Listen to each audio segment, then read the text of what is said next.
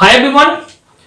Today we have discussed the point about the Bahmani kingdom. आज हम लोग जो पॉइंट डिस्कस करने के लिए जा रहे हैं ये हमारे पास में बहमानी किंगडम का है। इससे पहले जो वीडियो हम लोगों ने किया था उसमें आपका दिया गया था विजयनगर किंगडम के बारे में, किस तरह का रूलर वहां पर में रूल किए थे, फिर क्या उनका एडमिनिस्ट्रेशन था, क्या इकोनॉमिक कंडीशन थी, क्या आर्किटेक्चर था और क्या लिटरेचर वगैरह थे, और कैसे लास्ट में जाकर वो एम्पायर जो था वो एंड हो चुका था। Now the Bahmani kingdom was established by the Alauddin Hasan. कहते कि जो बहमानी किंगडम था ना वो आपका स्टार्ट हुआ था किसके द्वारा, तो अलाउद्दीन हसन के द्वारा। He had risen in the service of the person. कहते कि एक तरह से ना ये अपने आप को आगे बढ़ाए थे काम करते हुए। पर्सन किसमें, तो नेम गांगू। कहते कि उस समय में ना इन्होंने गांगू के नेम से स्टार्ट किया था एंड इज देयरफॉर इसके बाद में ये फेमस हुए किस नाम से, तो हसन गांगू के नाम से ये जो थे ना वो एक तरह से फेमस हुए। Therefore he was also known as the Hasan Gangu. Now, he became the king in the 1347. कहते हैं कि ये जो थे ना एक तरह से जब रूलर बने थे कब आकर के, तो 1347 में आकर के, 1347 में आकर के ये रूलर बने and took the title of the Alauddin Bahman Shah. और इसके बाद में इन्होंने अपना टाइटल रखा Alauddin Bahman Shah and started the Bahmani dynasty. और यहां से इन्होंने क्या किया, तो बहमानी डायनेस्टी को एक तरह से स्टार्ट किया, बहमानी किंगडम को इन्होंने स्टार्ट किया। Now the Bahmani kingdom lasted for the 180 years। कहते हैं कि ये बहमानी किंगडम जो था ना आपका लगभग, ये जो बहमानी किंगडम के बारे में हम लोगों ने कहा ये आपका 180 इयर्स तक ये जो था किंगडम आपका एक तरह से मतलब रनिंग था। इनके बहुत सारे रूलर वगैरह जो थे ये रूल किए थे and that is from the 1347 to be the 1527। कब से कब तक हुआ था ये, तो 1347 से लेके और 1527 तक लगभग 180 इयर्स तक यहां पर में जितने भी सारे रूलर थे उन लोगों ने क्या किया था, रूल किया था। At its the greatest extent, it included to be the whole of the northern Deccan up to be the river Krishna। कहते हैं कि अगर हम लोग बात करते हैं ना तो ये एक तरह से ना नॉर्दर्न का जितना सारा पार्ट था इनके अंदर में हो चुका था। नॉर्दर्न डेक्कन से लेकर के और कृष्णा जो रिवर कृष्णा थी वहां तक का पूरा पार्ट जो था वो इनके अंदर में हो चुका था, इस किंगडम के अंदर में हो चुका था ना। फर्स्ट गुलबर्गा रिवर, ये first Gulbarga and then Bidar became to be the capital. पहले तो गुलबर्गा को कैपिटल बनाया गया, बाद में जाकर के बिदार को यहां का कैपिटल बनाया गया। Now if we talk about to be the Firoz Shah Bahmani, अगर हम लोग आते हैं बात करते हैं फिरोज शाह बहमानी का, तो इन्होंने रूल किया था 1397 से लेकर के 1422 तक। ये कहा जाता है कि he was the powerful ruler. कहते हैं कि ये बहमानी किंगडम का ना सबसे पावरफुल रूलर भी माना जाता था and he defeated the Gond king जिसका नाम आप तरह से नरसिंह राय रखा गया था। इनको इन्होंने डिफीट किया था and annex the some of his territory, जो उनके कुछ टेरिटरीज वगैरह थे उनको इन्होंने क्या किया था, अपने कब्जे में कर लिया था। And he also conquered the Raichur Doab from the king of the Vijayanagara kingdom. कहते हैं कि इन्होंने रायचूर डॉग को भी विजयनगर किंगडम के रूलर के अंडर से इन्होंने ले लिया था।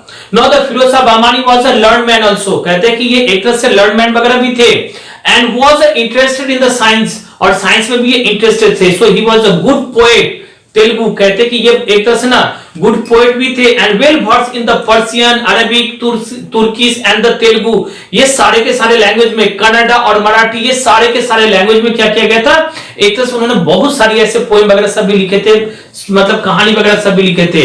कहते हैं इसके बाद में आपका दिया हुआ कि ये कनकरड, फिर बाद में इन्होंने कनकड़ अर्पित किया था। बहुत सारे ऐसे इंकरेज भी किए इन्होंने लर्न मैन वगैरह को, जो भी अदर मतलब स्टेट से ला करके, अदर किंगडम से ला करके और अपने यहां पर भी इन्होंने इसको क्या किया, एक तरह से ये सब सारी की सारी चीज की सुविधा वगैरह दी। तो ये सारा का सारा पॉइंट जो था ना हम लोगों ने फिरोज शाह बहमानी के बारे में एक तरह से समझा। अब हम लोग आते हैं इसी में महमूद गबन के बारे में। एक जो नया रूलर वहां के उसके बाद में बना था ये था आपका महमूद गबन। अच्छा, महमूद गबन के बारे में कहा जाता है कि he was ruled from the 1463 to be the 1481। ये आपको 1463 से लेकर के और 1481 तक इन्होंने रूल किया था। महमूद गबन ही वाज द वजीर, जिसको हम लोग एक तरह से प्राइम मिनिस्टर कहते हैं। महमूद ये ऑफ द बहमानी किंग, ये बहमानी किंग का एक तरह से प्राइम मिनिस्टर हुआ करते थे। महमूद साहब थर्ड की अगर बात करें तो he was a Persian by the birth. Mahmud साहब थर्ड जो था ना वो एक तरह से बर्थ से पर्शियन थे। और इतना ही नहीं, एक चीज और कहा जाता है इसमें कि he came to be the India, ये इंडिया आए थे। कब आए थे, and settle in the Deccan, उस जब मतलब इंडिया आने के बाद में डेक्कन में आकर के सेटल हो चुके थे, वहां पर में एक तरह से बस चुके थे। Okay, and he begin the working, फिर वहां से इन्होंने काम करना चालू किया, कहां पे, on the royal court, and the soon the gain the favour with the king, और रॉयल कोर्ट में काम करना चालू किया जहां पर में एक तरह से किंग का उनको फेवर वगैरह भी मिलने लगा। For 18 years he managed the affairs of the kingdom, कहते हैं कि लगभग 18 साल तक वो एक तरह से किंगडम का सारा वर्क वगैरह देखते रहे, and he expanded the kingdom, इन्होंने किंगडम को भी और आगे बढ़ाया, एंड रिकॉग्नाइज द एडमिनिस्ट्रेशन, सारे के सारे एडमिनिस्ट्रेशन को भी फिर से उन्होंने रीऑर्गेनाइज किया था, and he made the kingdom very powerful, और किंगडम को भी इन्होंने क्या किया, तो एक तरह से पावरफुल बनाया था। अगर हम लोग महमूद के बारे में बात करते हैं ना, महमूद गबन के बारे में बात करते हैं, तो he was a pattern of the learning, एक तरह से लर्निंग के बारे में, उनके बारे में जानते हैं। कहा जाता है कि he was well versed in the mathematics and the literature, कहते हैं कि मैथमेटिक्स और लिटरेचर में भी वेल वर्स्ड थे, मतलब बहुत अच्छे थे, and he encourage the growth of the Urdu, इन्होंने उर्दू को भी उस समय इनकरेज किया था।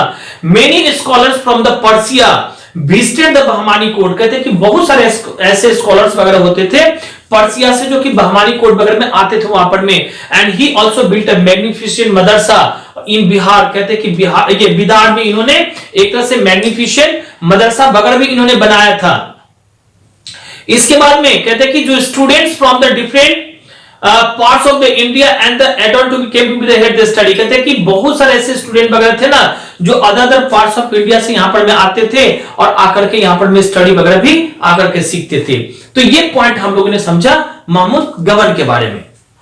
नौ, Mahmud Gawan was also known as a Pardesi, कहते हैं कि महमूद गबन को ना एक तरह से परदेसी के नाम से भी जाना जाता था, and he failed to the unite the two groups, और ये एक तरह से ना दोनों ग्रुप्स को ना यूनाइट करने में क्या हो चुके थे, एक तरह से फेल हो चुके थे, and his opponents hatches a conspiracy against him, और कहते हैं कि इनके खिलाफ, इनके जो अपोजिशन थे ना वो एक तरह से हैचेस किए, बहुत सारा इनके खिलाफ जो था ना वो लोग अपना जो भी था चक्रव्यूह वगैरह सब सारे के सारे रचे गए, and had him the executed in the 1481, और 1481 में आकर के इनको क्या कर दिया गया, मार दिया गया। तो यहां पर मैं महमूद गबन के बारे में हम लोग ने ये सब सारा का सारा पॉइंट समझे। इसके बाद में हम लोग आते हैं एडमिनिस्ट्रेशन, जो हम लोग का एक तरह से अगला है पॉइंट, ये एडमिनिस्ट्रेशन के बारे में अब हम लोग समझने के लिए जा रहे हैं। एडमिनिस्ट्रेशन के बारे में क्या कि द वजीर और द वकील हेडेड द एडमिनिस्ट्रेशन, कहते हैं कि उस समय में वजीर और वकील जिसको कहा जाता था ये एक तरह से एडमिनिस्ट्रेशन के हेड हुआ करते थे। अदर सीनियर ऑफिसर्स की अगर हम लोग बात करते हैं तो द अमीर ए जुमला, द वजीर आई अशरफ, इसके बाद में आता है द सदर आई जहां, ये जो था ना एक तरह से मतलब एक तरह से हेड ऑफ रिलीजियस मैटर से लेकर के जुडिशियल डिपार्टमेंट वगैरह भी उस समय इन लोगों के अंडर में हुआ करता, तो ये सारे के सारे एडमिनिस्ट्रेशन के अंदर में हुआ करते थे। The Bahmani kingdom was divided into the many provinces called the tarafs, कहते हैं कि बहमानी किंगडम में बहुत सारे किंगडम मतलब एक तरह से डिवाइड किए गए प्रोविंसेस में जिसको तराफ कहा गया। Each taraf was under a governor called the amir और द तरफदार, और हर एक मतलब एक तरह से अगर आप लोग देखें वहां पर में तो तराफ को ना डिवाइड किया गया था गवर्नर के रूप में, अमीर और मतलब एक तरह से तरफदार के रूप में, and he was paid through the jagir, उनको एक तरह से जागीर दी जाती थी, जागीर का अर्थ होता था land, and the governor had their own army, governor का अपना आर्मी होता था, और इतना ही नहीं they help the king with the man and the equipment during the war, और ये लोग हेल्प करते थे किसको, जो भी किंग हुआ करता था उसको लड़ाई के मैदान में भी, इक्विपमेंट के लिए भी, और अगर आर्मी देना पड़ता था, सोल्जर्स देना पड़ता था तो उसके लिए भी। ओके, नेक्स्ट पर जो हम लोग डिस्कस करेंगे अभी ये है हम लोग का आर्किटेक्चर। कहते हैं कि the Bahmani rulers built the numerous mosque, इसके बाद में आपका मदरसा एंड द टॉम्स, कहते हैं कि ये लोगों ने बहुत सारे टॉम्स वगैरह बनाए, मदरसा वगैरह बनाए, और ये मॉस्क वगैरह भी उस समय में था ना एक तरह से बनाए गए थे इनके द्वारा। अगर कुछ फेमस मॉन्यूमेंट्स के हम लोग बात करते हैं which were made by the Bahmani rulers, that were the Jama Masjid in the Gulbarga, Jami मस्जिद, इसके बाद में आपका आता है the madrasa of the Mohammad Gawan and his tomb in the Bihar. ये सारा का सारा फेमस जो था ना उस समय में जो भी रूलर्स थे बहमानी रूलर्स, इन लोगों ने क्या किया था, तो ये सब सारा का सारा चीज बनाया था। अब इतना बड़ा सा किंगडम फिर एंड कैसे हो जाता है, इनकी डिक्लाइनेशन कैसे हो जाती है, इसके बारे में हम लोग डिस्कस करेंगे।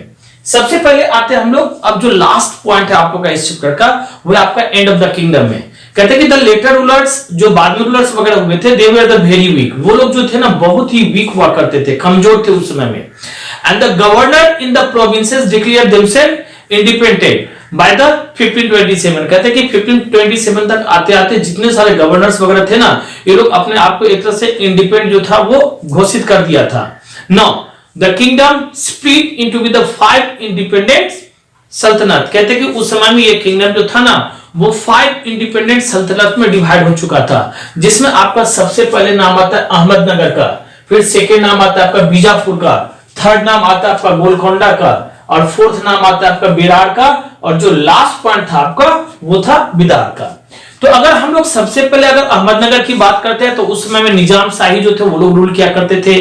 अगर हम लोग बीजापुर की बात करते हैं तो उस समय जो आदिल शाही वगैरह थे वो लोग रूल किया करता था। और अगर हम लोग गोलकोंडा की बात करते हैं तो उस समय में जो कुतुब शाही वगैरह हुआ करते थे ये लोग रूल किया करते थे। और अगर बेरार की बात करें तो उस समय में आपका जो इमाद शाही वगैरह सब हुआ करता था ये लोग रूल किया करता था।